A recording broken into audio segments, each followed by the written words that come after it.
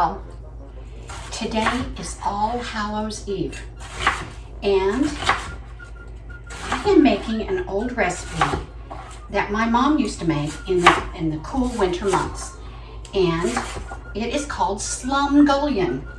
Now, of course, when I was growing up, I thought that was a made-up name.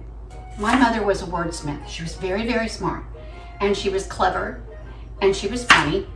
And when she would make this and she would call it Slumgullion, I thought it was just some word that she conjured up. However, as I got to be an adult and was looking for recipes for it, although I use her recipe. But anyway, I was looking at recipes for Slumgullion just to compare. And I found out it is actually a very old word. It actually means like a meat stew. Anyway, Slumgullion goes back to the 1800s. It is also very similar to goulash. And so when I was raising my kids, I decided that it would be fun to call it goulash. And I would make it on Halloween because we were always so busy on Halloween. We had so much to do. This was something I could start early in the day, a big single pot dish that could just cook while we got dressed up and got ready for all of our little fun ghoul and goblin activity that night. So that's what I'm doing today. And I'm dedicating this to my daughter Phoebe, who absolutely loves goulash. If you'll notice, this recipe starts with some really good grass-fed ground beef.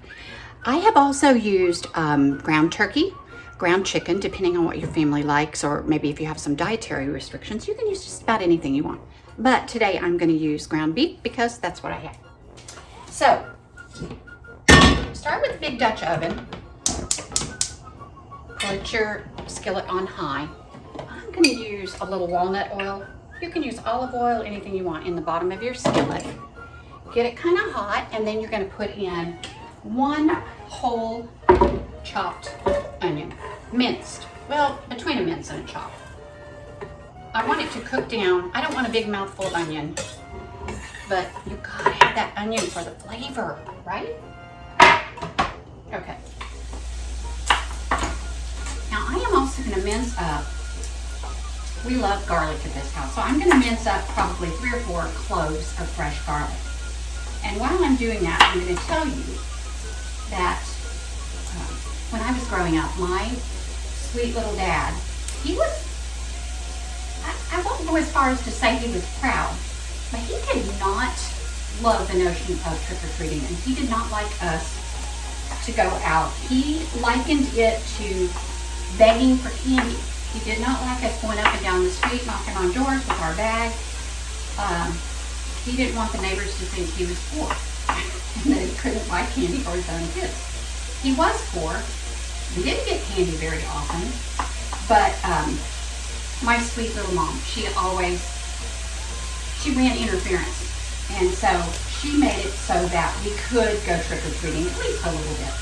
Now I will tell you, in my day, which was back in the 1950s and 60s, you didn't buy a costume. And we, of course, had no money. So if we wanted to trick-or-treat, we had to just come up with something on our own. We had to use the rag bag, we had to use the button box, we had to figure out how to be a pirate, a witch, a kitty cat, a gypsy, old lady, old man, whatever we wanted to be, we did it ourselves. My mom really didn't even help us do that. I was pretty creative, and we would always come up with something. And of course, a blast. It was very safe. You could run up and down the streets, scream, holler, roll around in the ditches, and just have a blast. So, this year is COVID. Not going out trick-or-treating, but I am going to my granddaughter's neighborhood. So, you never know. I might just dress up and surprise her. Okay, now, you want to add your garlic, but you have to wait until your onions are almost finished because garlic will get really, really bitter. If you cook it too long in with your onions, it will turn into just a big pile of really yucky, bitter garlic that'll ruin your meal. So, next thing we're gonna do, just leave the garlic in for just a minute. You want your onions to be translucent, really soft, and you can get a little brown on them. The browner they get, the sweeter they get. And so I don't mind if mine have a little bit of brown to them. All right, then I'm just gonna plop in my ground beef. This is such a wonderful little meal because it has pasta. I'm gonna put a can of pinto beans in it. You can basically just clean out your refrigerator, and the more stuff you put in, the better. And once everything is nicely browned, your garlic, your onions, your beef or your turkey or whatever you use, you're gonna add a big 15-ounce can of tomato sauce. And I also throw in, most people don't do this, but I throw in a can of petite diced, fire roasted tomatoes. I like little bitty ones because I don't want a big mouth. When I was a kid especially, I didn't like tomatoes. I thought they tasted kind of slimy, or the texture was kind of slimy. So I want those to just kind of cook down and get really tiny and soft and sweet. The longer you cook them, the sweeter they get. So then here's our big can of tomato sauce.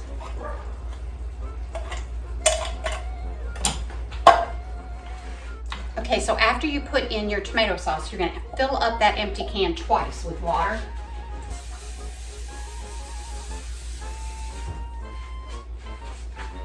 One can of tomato sauce with water in the can. Okay. 2 cans of empty cans of tomato sauce with water filled up in it. So good. Okay, so come over here to the stove with me. This is what everything looks like while you're cooking.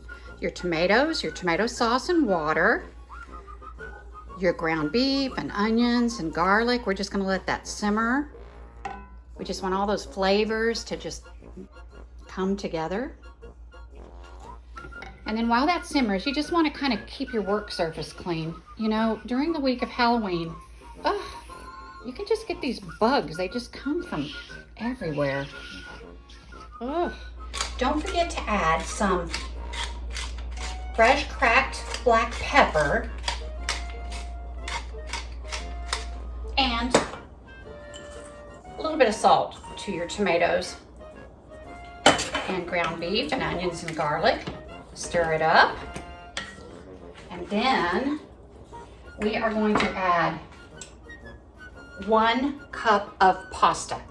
You can add more if you want. I usually add about a cup of pasta to each pound of ground meat that I use. And some people cook their pasta in water and drain it. But as far as I'm concerned, that's an extra step you really don't need to go to. If you have enough liquid in your pot, it'll cook the pasta, and it saves that step. Just makes it a little bit easier. And we're all about that on Halloween day, right? Another thing I'm gonna add is a couple of good dashes of Worcestershire sauce. And this makes it a little bit more Hungarian, like an actual goulash. I love smoky paprika. I don't know if you guys have ever used it. It really is delicious. And it does give it a nice little smoke flavor and just a hint of heat. Now, if you're a family who likes a little bit of spice, you can add some red pepper flakes. Or you could add some Tabasco, some Cholula, anything you want to give it just a little bit more of a kick. All right? Okay, now I'm gonna put my lid on, and just wanna make sure that that stays at a nice medium-low simmer in about 15 minutes until your pasta is done. Okay, at some point, just a little bit before your pasta is done, you might want to sneak in here, carefully scoop up just a little bit of your tomato sauce and just check for seasonings.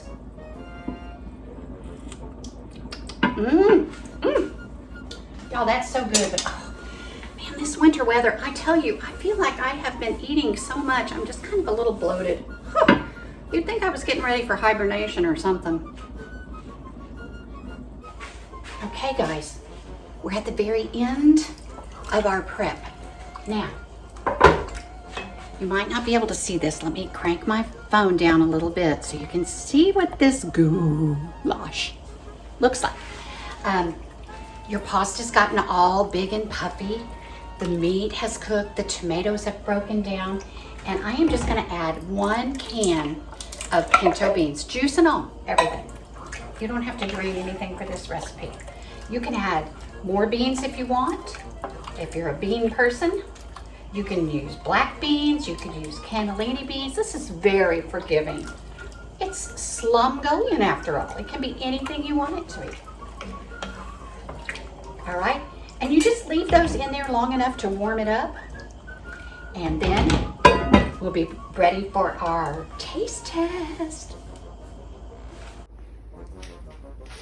Okay, here's our beautiful Slumgullion when it's finished. Another reason that I really like to do this for Halloween is because, see, it's kind of orange. It looks great. You could actually even put some whole kernel corn in this if you wanted. Any things you want to put in it. Just enjoy making it. One year I even piped mashed potatoes on top and made ghosts. Okay, here's what we have when we're done. So at our house, we scoop it up and we serve it with a little bit of grated cheese and some sour cream and even Fritos if you want. This is my youngest daughter, Phoebe. She loves stories like the Berenstain Bears. Okay. And she's gonna be my taste tester today. So here, Phoebes, doctor it up and tell Mama what you think. Mmm.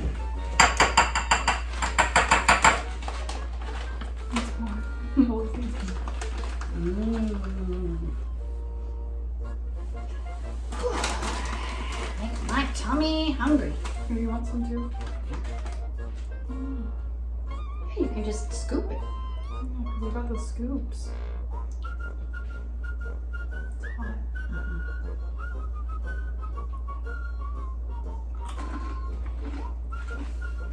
Work out. Happy Halloween, everybody. Very good. Okay, all you little ghouls and goblins out there, have tons of fun tonight for Halloween. Keep a safe distance, and when you get home, be sure to wash those hands. Have tons of joy and a happy heart this week. God bless.